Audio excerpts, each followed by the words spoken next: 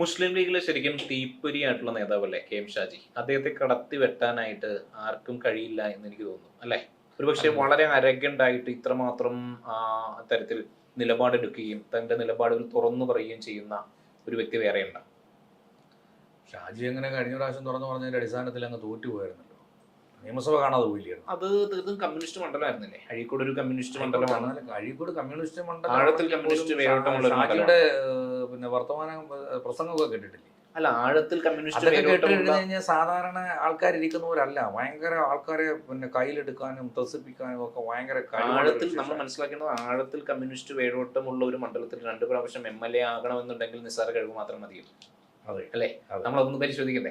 പിന്നെ അത് മാത്രമല്ല, അദ്ദേഹം ഇല്ലാത്ത മതേതരത്വം ഉണ്ട് എന്ന് വരുത്തി തീർക്കാൻ ഒരിക്കലും ശ്രമിച്ചിട്ടില്ല. മതം മാത്രമേ പറയുന്നുള്ളൂ, അദ്ദേഹത്തിന്റെ മതം മാത്രമാണ്. അദ്ദേഹം അത് പറയുന്നുണ്ട്, അദ്ദേഹം തന്നെ തുറന്നു പറയുന്നുണ്ട്, ഞങ്ങൾ ഒരിക്കലും ഈ പറയുന്ന പോലെ ഇല്ലാത്ത. ഞാൻ ചോദിക്കുന്നതല്ല, ഈ മതം പറഞ്ഞ് വോട്ട് പിടിക്കുക, അതിപ്പോ ഏത് ഭാഗത്തുനിന്ന് ആയിക്കോട്ടെ. ഇപ്പം നമ്മുടെ ഗോപാലകൃഷ്ണൻജി ഗുരുവായൂരെ സംബന്ധിച്ച് പറഞ്ഞൊരു കാര്യം നമ്മൾ ഇടയ്ക്കൊന്ന് ചർച്ച ചെയ്തായിരുന്നു. അദ്ദേഹം പറഞ്ഞ മതത്തിനെ സംബന്ധിച്ച് മാത്രമാണ്. അപ്പൊ ഈ മതം പറയുന്നവരോടൊപ്പമാണോ ജനം നിൽക്കുന്നത്? അതായത് മതം പറഞ്ഞ് വോട്ട് പിടിക്കുന്നവരോടാണോ ജനം? ഇത് ഞാനൊരു തിരിച്ചൊരു ചോദ്യം ചോദിക്കട്ടെ. നമ്മുടെ എല്ലാ നിയമസഭാ മണ്ഡലങ്ങളിലും ഒരു ഭൂരിപക്ഷം വരുന്ന നിയമസഭാ മണ്ഡലങ്ങളിൽ സ്ഥാനാർത്ഥികൾ ആരാണ്? ആ ഒരു മണ്ഡലത്തിലെ ഭൂരിപക്ഷം വരുന്ന കമ്മ്യൂണിറ്റിയിൽപ്പെട്ടവരല്ലേ സ്ഥാനാർത്ഥികൾ? അല്ലെ? അത്രേ പറ്റും. ഒരു മറുവിഭാഗത്തിൽപ്പെട്ടതോ അല്ലെങ്കിൽ ആ ഒരു വിഭാഗത്തിൽ ഇല്ലാത്ത ആ ഒരു സമൂഹത്തിൽ ഇല്ലാത്ത ഒരു വ്യക്തികളെ സ്ഥാനാർത്ഥിയാക്കി. അപ്പൊ ഈ തെരഞ്ഞെടുപ്പുകളിലെല്ലാം നമ്മൾ മതമോ ജാതിയോ പറഞ്ഞ് തന്നെ വോട്ട് പിടിക്കണമെന്നാണ് പറയുന്നത്. അല്ല, അങ്ങനെ ഒരു ഈ പറയുന്ന അന്ധമായിട്ടുള്ള മതവിശ്വാസം നിലനിൽക്കുന്ന ഒരു സാഹചര്യമാണ് നമ്മുടെ സംസ്ഥാനത്തുള്ളത്. അപ്പൊ അതൊക്കെ മനസ്സിലാക്കിക്കൊണ്ടായിരിക്കും കെ.എം. ഷാജിയൊക്കെ ഈ നിലപാടിൽ നിന്ന് മാറാതെ തന്നെ നിൽക്കുന്നില്ല. അത് അദ്ദേഹം അത് തുറന്നു പറയുന്നു. മറ്റുള്ളവർ ഇൻഡയറക്റ്റ് ആയിട്ട് പറയുമ്പോൾ അദ്ദേഹം അത് തുറന്നു പറയാനുള്ള ഒരു ആർജവം അദ്ദേഹം കാണിച്ചിരിക്കുന്നു. അതാണ് നമ്മൾ മനസ്സിലാക്കേണ്ടത്. നമ്മുടെ പുറത്ത് ഇപ്രാവശ്യത്തെ ജയിക്കൂ. അത് ഷുവർ ആയിട്ടും വേങ്ങര എന്ന് പറയുന്നത് തീർത്തും മുസ്ലിം ലീഗിന്റെ ഒരു ഉരുക്ക് കോട്ടയാണ്. അവിടെ അദ്ദേഹത്തെ പരാജയപ്പെടുത്തുക എന്ന് പറയുന്നത് അസാധ്യമായിട്ടുള്ള കാര്യമാണ്. അദ്ദേഹം കുഞ്ഞാലിക്കുട്ടിയുടെ ജൂനിയർ ആയിട്ടാണല്ലോ വേങ്ങരയിൽ വന്നിട്ടുള്ളത്.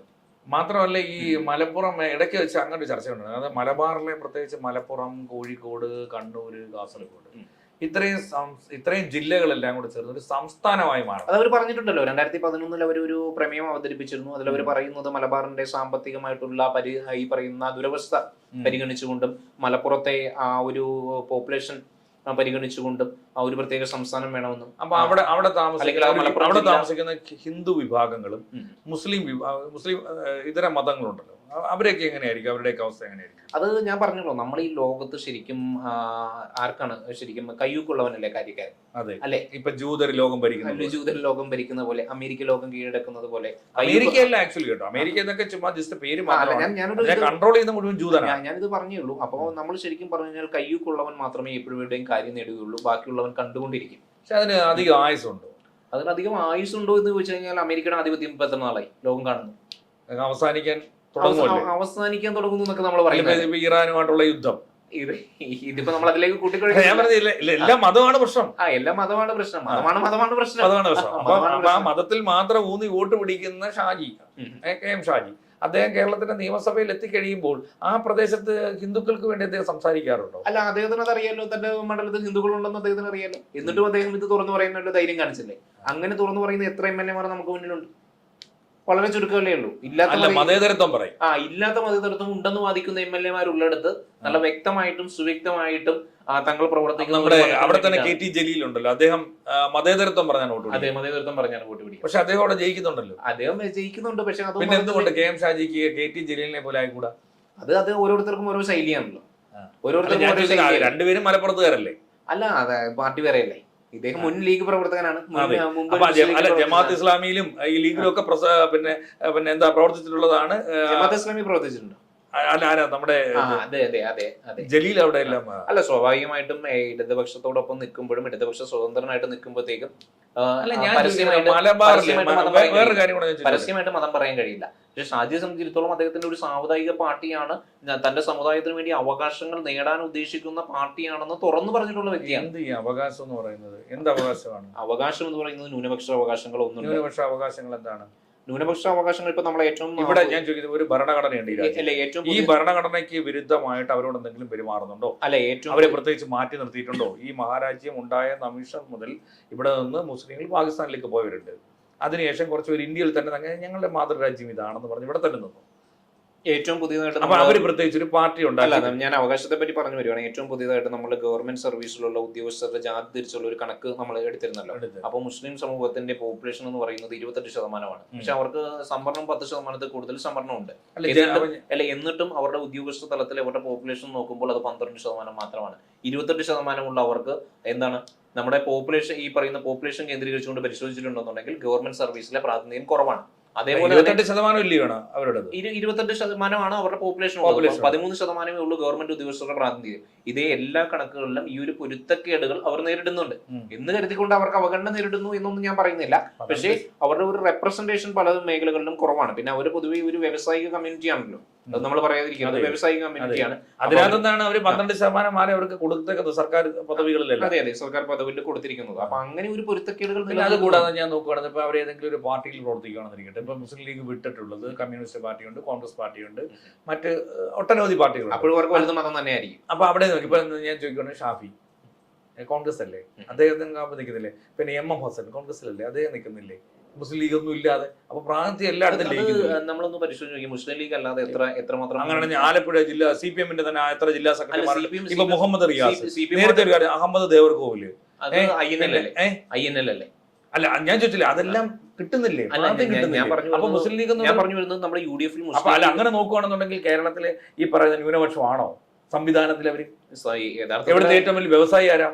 MA യൂസുഫ്. അതാ അവർ തന്നെ പറയുന്നുണ്ടല്ലോ, അവരുടെ മതപണ്ഡിതന്മാർ പറയുന്നുണ്ട്. ഇപ്പൊ ന്യൂനപക്ഷമല്ല, ഇപ്പൊ ഭൂരിപക്ഷമായിരിക്കും അവരുടെ മതപണ്ഡിതന്മാർ തന്നെ പറയുന്നുണ്ടല്ലോ. ആ ഭൂരിപക്ഷമായി കഴിയുമ്പോൾ പ്രത്യേക സംസ്ഥാനം വേണമെന്നുണ്ടോ? അപ്പൊ അത് അവര് മുന്നേ ഉള്ള അവരുടെ ഒരു അജണ്ടയാണല്ലോ. ആ ഒരു അജണ്ട അവര് മുന്നോട്ട് കൊണ്ടുപോകുന്നു എന്നുള്ളത് മാത്രമല്ല. അത് അവർ ആക്ച്വലി മതത്തിന് വേണ്ടിയുള്ള വാദമാണോ, അതോ ബിസിനസിന് വേണ്ടിയുള്ള വാദമാണോ, അതോ തികഞ്ഞ രാഷ്ട്രീയ വാദമാണോ? അത് മതത്തിനും ബിസിനസിനും രാഷ്ട്രീയത്തിനും വേണ്ടിയിട്ടുള്ള ഒരു വാദമാണ് അവരുടേത്. അത് മൂന്നും കൂട്ടിക്കലർന്നിട്ടുള്ള ഒരു വാദമാണ്. ഇത് കേവലം ഒന്നിനു വേണ്ടി മാത്രമുള്ള ഒരു വാദം മാത്രമല്ല എന്നാണ് നമ്മൾ. മതം ഉയർത്തിപ്പിടിക്കണമെന്ന് മാത്രമല്ല.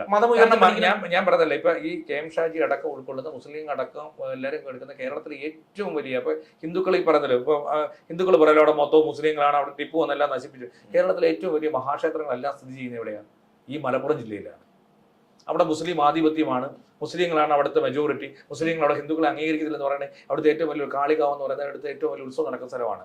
ഇപ്പം കാടാമ്പുഴി ആവട്ടെ, തിരുമാന്താംകുന്നാവട്ടെ, അതുപോലെ ചമ്രവട്ടം ആവട്ടെ, അല്ല ഞാൻ പറഞ്ഞില്ല, ഇത്തരത്തിലുള്ള മഹാക്ഷേത്രങ്ങളെല്ലാം സ്ഥിതി ചെയ്യുന്ന ഈ മലപ്പുറത്താണ്.